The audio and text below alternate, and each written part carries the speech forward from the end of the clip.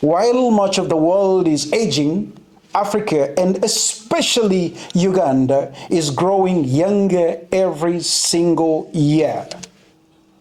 This means something profound. These are not societies that have youth. They are societies that are built on youth. And yet, within this overwhelming numerical strength,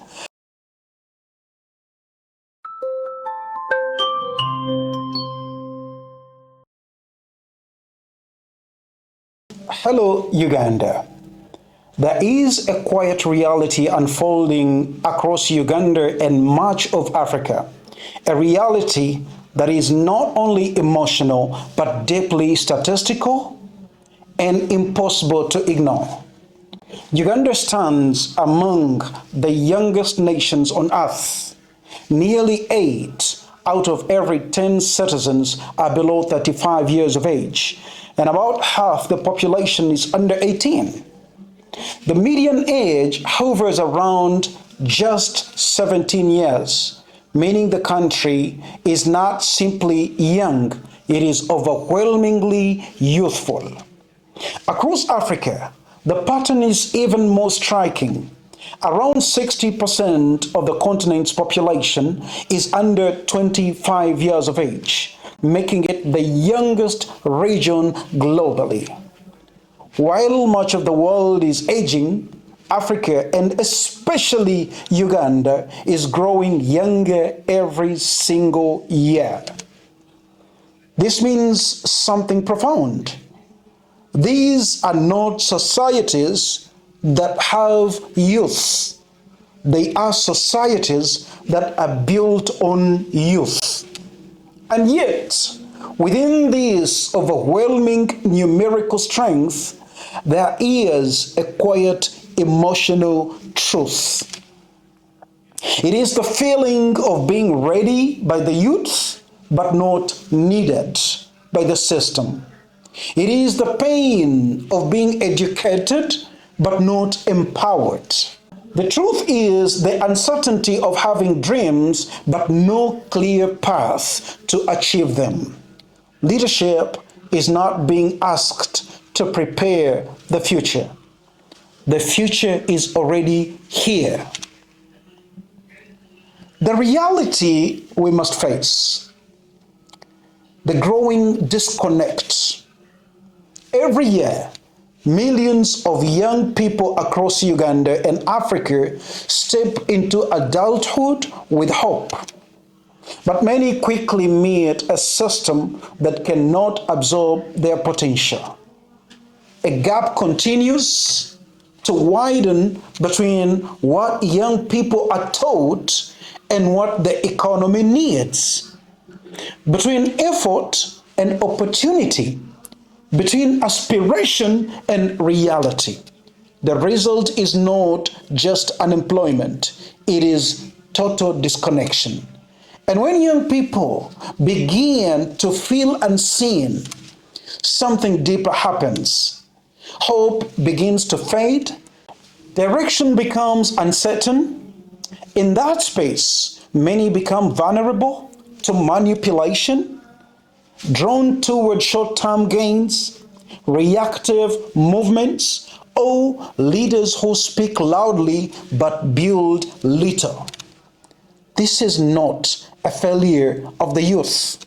It is a signal that systems must evolve faster than they currently are.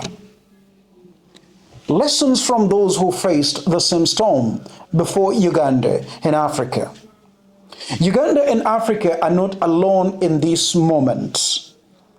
Other nations once stood exactly where Uganda is standing today. Young populations, limited resources, and uncertain futures. But what changed their story was not time. It was decisive leadership. In South Korea, a young population emerging from poverty was equipped with education, technical skills, and industrial opportunities. That generation became the foundation of one of the world's strongest economies today. In Singapore, leadership aligned education with national needs and created opportunity before frustration could grow. In China, we all know this, a massive youth population was transformed into a productive force through structured reforms and job creation. In Ireland, investment in education and global partnerships turned a young workforce into a competitive economic engine. These nations faced the same pressure Uganda is going through and Africa, but they chose to treat the youth not as a problem, but as a solution. And this is why they are where they are today. The path forward, turning potential into power. The move forward requires urgency, it requires clarity and courage. Reimagining Uganda and Africa's education so that it produces creators, it produces builders, and problem solvers, not just certificate holders. Creating opportunities early through industrial growth, modern agriculture, and a thriving digital economy that can absorb the expanding workforce. Supporting youth enterprise, ensuring young innovators have access to funding, mentorship, and simplified systems to start and grow. Including the youth in decision making, not symbolically, but meaningfully, so that they can help shape the future they will live in tomorrow. Learning from global experiences by engaging experts and studying countries that have successfully navigated the similar surge of the growing numbers of youth. Restoring hope to the youth through visible actions. And why? Because belief grows when progress is seen, not promised. A reflection for all stakeholders. To lead a young nation is a rare responsibility, because when a country is young, everything is still possible. But when its youth lose hope, everything becomes uncertain.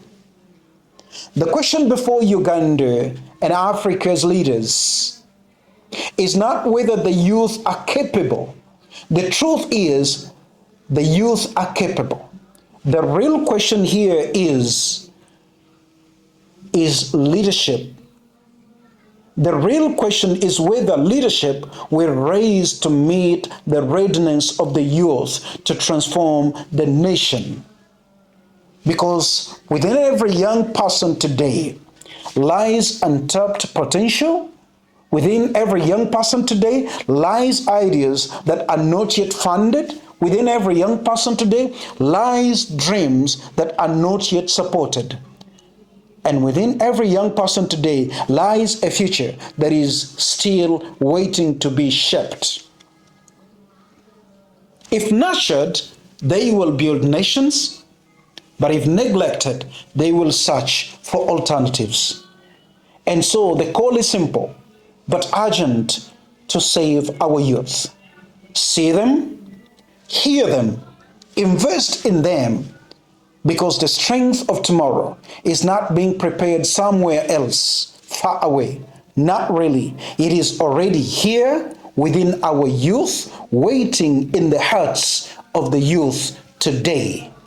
Thank you very much. For God and my country.